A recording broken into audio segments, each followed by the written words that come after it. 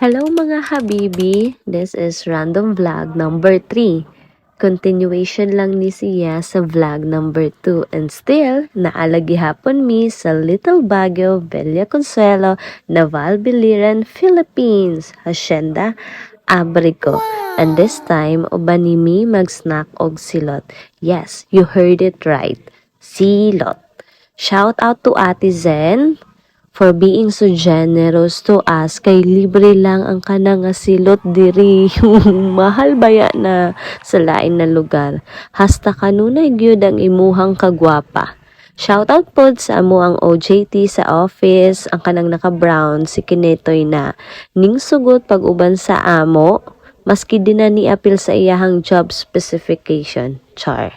Tanawa ba napakasipag niya. So sa mga single ladies diha, baka naman. What? First, ipaila-ila di ay na ako sa inyo ang akong mga kauban diha. Kanang naka-jacket o red kanina, mauto si Binibining Sansan. Si Binibining Sansan ay kumakain ng salitang ugat. In short, major in Filipino siya sa SME Door 5. Tapos, ang kanang naka-brown, nakita man siguro siya diha sa video, mauna man siya si Senyora Gisaya. Ang iya namang kaunon ay Spanish bread. Panag sa mauban po siya kay Dora pag-explore kay kamauman siya mag-Espanyol. Sana all. Syempre, kanang naka-pink dito sa tumoy, mauna to si Miss Minchi ng SME. Joke lang, bitaw. Kay sa iyang kalaagan, ma-memorize na pod niya ang mapa. Tapos, lami po na siya muluto. Okray, para makabawi sa Miss Minchin. Mapa Korean, Indian, Chinese, o asa pa man sa Asia. Kung unsa pa man na diha nga dish ka, mauna siya. Walang katong nagtago sa video, di siguro ninyo na makita all throughout the video. Ang katong naka-green dito sa vlog number 2, mauna punto siya ang major in BBP. Bread and pastry, si Ate Laura Del. Syempre, dapat na atay mo learn sa kanina vlog, mao nag-search pod ko kung unsa ang mga benefits sa silot. Wait, sa i-insert pod na nako diha sa igpaw. Nag-enjoy pa man na diha ko kaon-kaon. Sige, una na lang na ako i-insert kay nag-voice over pa man ko. Basta, wa kasi ko script, mauwan ako kamao kung nag-unsa may diha. Basta ang akong na-remember, ang amo ang topic diha is mahal na kaayo ang silot.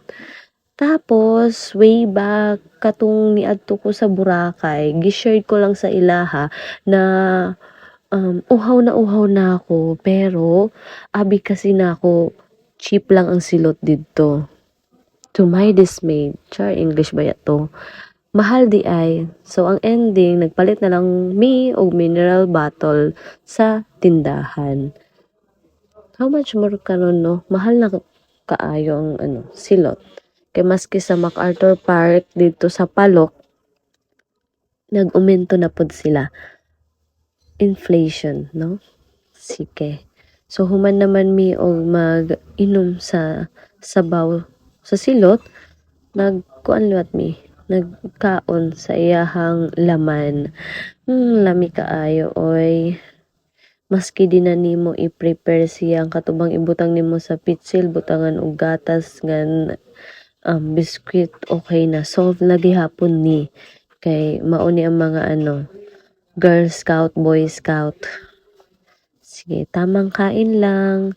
Pero wami nang dilibak diha kaya nga mo ang topic pod ang katong nag-trending at that time kasi dugay naman ni nga video. Siguro after 3 months na nina ako na voice over, na full storage naman ko, mao nga kailangan na nako kailangan na mag-exit conference ang kanang mga video na di na kailangan. So, i-upload na lang pod na ako para na ay gamit ang akong pag-video. Ang katong nag-trend ba nga nagpatirinta siya sa iyahang buhok tapos per 30 di ayang pagbayad tapos per katong butok nagigamit or tela o sa bana. So nag-worth 3K. So na dismaya mi nga grabe. Pero sa orhe na nag-iputol naman siguro na nako diyang video kay manguli nami anyong nindot ang view no murag